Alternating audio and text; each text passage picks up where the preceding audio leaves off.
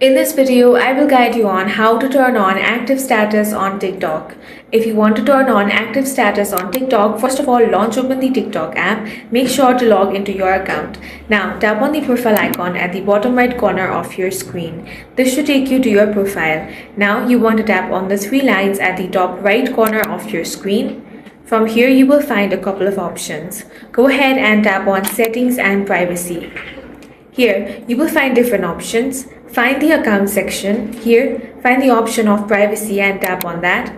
Now you have the option of activity status. Go ahead and select that. Right now, as you can see, activity status is turned on and it is set to friends, which means all of your friends are able to see your active status.